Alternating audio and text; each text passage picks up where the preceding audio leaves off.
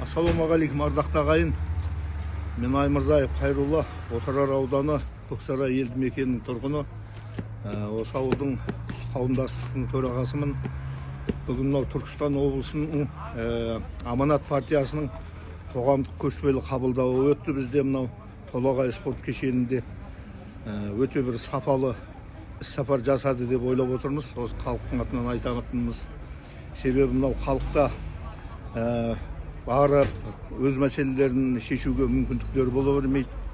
Ауылдағылардың бәрі мына іспен айналысады, елдегі ауылдағы халықтар. Сол үшін мынау өте бір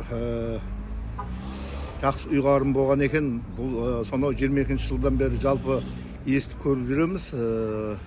Енді сол өзіміздің ауылға келгеніне өте үлкен қуаныштымыз. Қаншама мәселелерді осы елдің тұрғындары көкейінде жүрген, шешілмей жүрген сұрақтарына енді жауап алуға үлкен мүмкіндік болды деп есептейміз. Себебі енді бұл жерден бірден жауап берген кезде болды. Енді болашақта жауабы келеді деп те айтып жатты.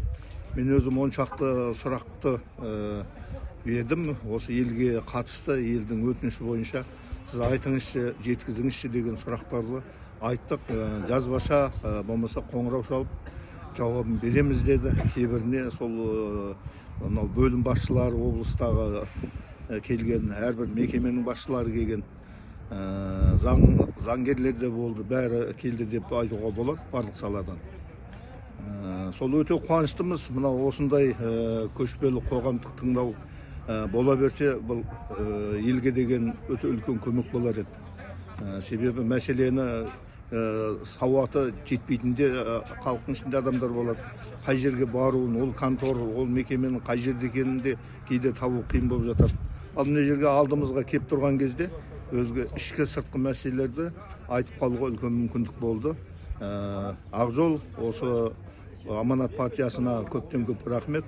Осыны ұйымдастырған азаматтарға осы жиі болса деген өтінішіміз бар. Бұл енді халық осыған икемделіп өз мәселесін дайындап отырар еді. Тағы да келуін күтеміз. Үлкен рахмет.